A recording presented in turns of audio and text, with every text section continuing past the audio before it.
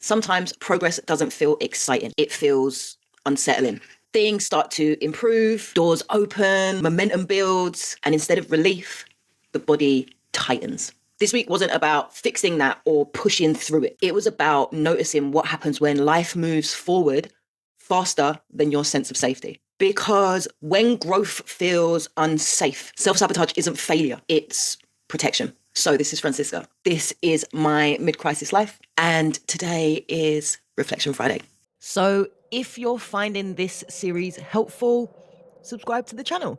Reflection Friday is where we pause and make sense of the week. This week wasn't about fixing anything. It wasn't about pushing through or trying harder. It was about noticing something uncomfortable. What happens when life starts to move forward and your body doesn't trust it yet? On Sunday in Crisis Confessionals, I talked about self-sabotage from the inside, not as a mindset issue and not as self-hatred, but as something that shows up when you stop bracing. For me, when the body softened, what surfaced wasn't relief. It was pain, self-critical thoughts, a familiar pull to diminish myself just as things were improving. What became clear is that being seen doesn't automatically feel safe.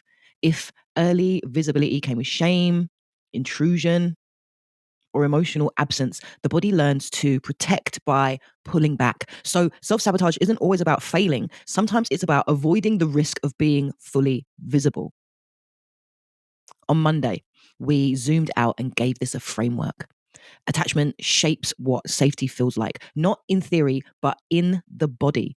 Your secure base isn't what should have been safe. It's what safety actually meant in your early relationships. And when safety was conditional or unreliable, growth later in life can feel deeply unsettling.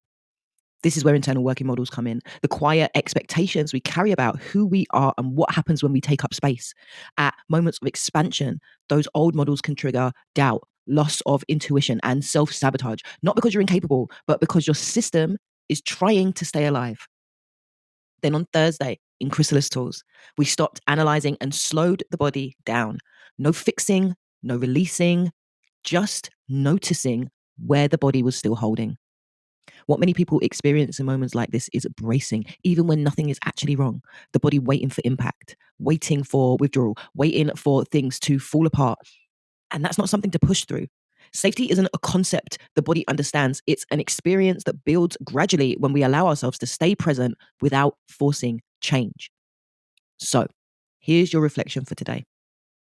Where in your life are things improving, but your body is still bracing? What would it look like to stay without fixing, analyzing, or pulling away just long enough for safety to catch up? Sometimes healing isn't about moving forward faster. It's about not abandoning yourself at the edge of growth. So, this is Francisca.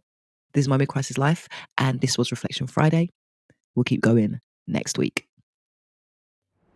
This work unfolds over time. If you want to stay with it, I'll see you next week. We'll keep going gently, honestly, and together.